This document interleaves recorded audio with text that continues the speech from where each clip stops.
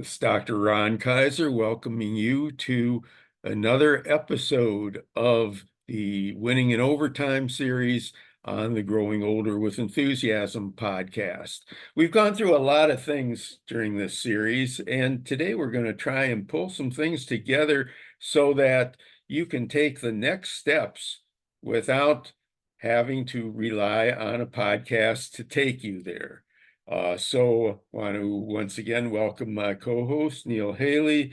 Looking forward to kind of the beginning of a two-session wrap-up that hopefully is equipping you all to be winners in overtime. Hi, Neil. Hey, Dr. Ron. So basically, we started to talk about things that are action steps, but you want to expand on that this week, right? Correct. Yes, I think, ultimately you want to be able to own the aging process so that you can win in overtime, so that you become used to the fact, hey, this is the new normal for you, that there are things that you do to maintain the gains that you've made, and they cover the four areas that you've come to know as I have, as the non-negotiable four: owning your body, eating healthy, keeping the brain active, and staying socially connected.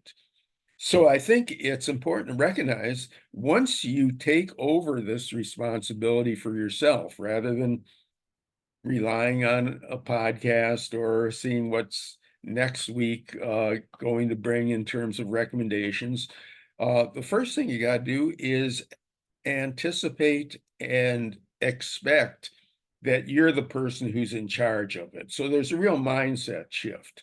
I think the first step is just to be able to say, I'm a winner. I got to overtime.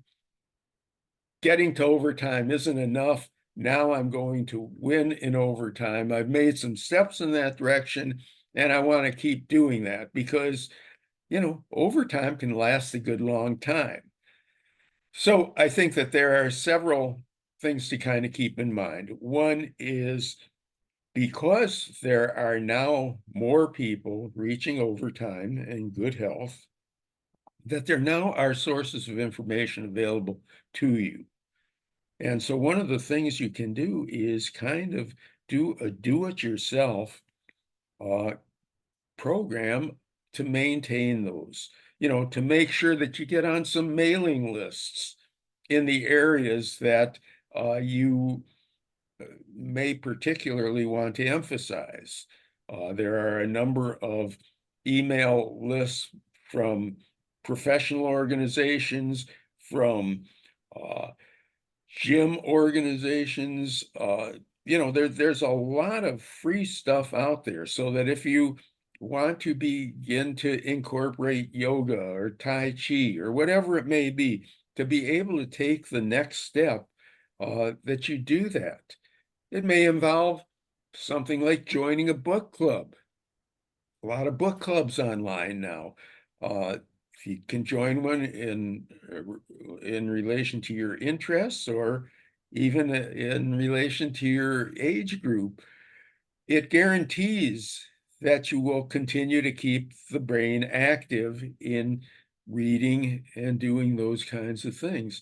Join an online community or an in-person community. And I don't want to minimize the importance of in-person stuff. We find that with respect to work.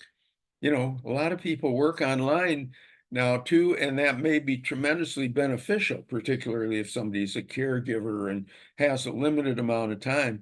But we also know that discussions that take place around the water cooler, being able to meet a colleague for lunch and so on, some of that is irreplaceable. So begin to look at what things can you do for yourself to be able to maintain those gains. And of course, people can continue to follow my work, because I'll point out from time to time some of the things that you can do for yourself. But doing it yourself is just one way of maintaining these gains and winning in overtime.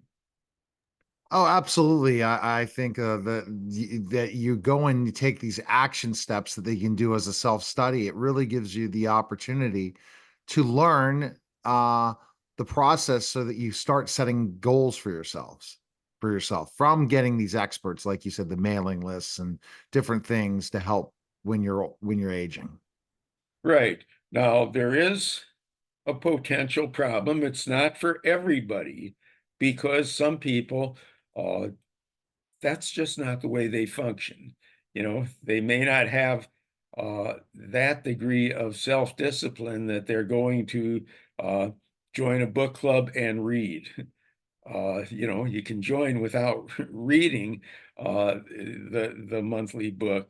Uh, you can start. I mean, the number of people who take an online course who don't finish it is staggering. And the same for the fact that if you are joining an exercise program, nobody is holding you accountable if you're not accountable for yourself. And uh, I'm not naive enough to think that there aren't other pressures on your time. I know that I have them. So I think while I truly support people who are willing to take a do-it-yourself approach to winning in overtime, I think that it also becomes important to be aware of the fact that there is help available on an individual basis that's specifically tailored for you. And I'm talking about uh, kind of health and wellness coaching, uh, particularly aimed toward our age range. You know, to be able to have specialized help to help you monitor your gains, to help you make sure that, hey, just because I've passed this milestone in terms of lifting weight, that I can move up to the next level and be assured that my form is going to be good, that I'm not going to hurt myself. You know, to be able to say, well, geez, if I do an intermittent fast for 12 hours a day, that, hey, maybe I can raise this to 16, which may be appropriate, but it might not be for your body. And we know that sometimes as people age, they have to make certain kinds of changes in their lifestyle, whether it be diet or whatever it may be. Are we sure that we're getting enough of the nutrients? Are we getting enough protein? Are we getting enough of the necessary healthy fats, things of that nature, as opposed to, you know, our own misconceptions that, hey, if it's fat, it's bad for you. There is such a thing as healthy fats. The notion that since there is some evidence that red wine can be healthy for you, the notion that drinking a bottle a day may be even healthier than a glass of wine a day. Uh, you know, so one of the real benefits of an individualized approach that's guided by somebody else is that you can benefit from coaching. Now, in the next session, I'll be glad to go over some of my specific approaches to coaching, uh, because I do think that it's very specialized and helpful for people in our age range. But I think that what I'd like to have you do, at least between this time and next time that you see the next video in the series, I'd like you to kind of look at yourself and see how self-motivated you are. Do you do your own taxes or do you rely on a professional? Do you do other things in life uh, to make things easier for you, uh, but maybe you can do them differently. Are there, you know, things in relation to your personality that you know that will make you a better candidate for coaching as opposed to a do-it-yourself approach or some combination of the two? Um, Again, we'll go over that more in the next uh, podcast.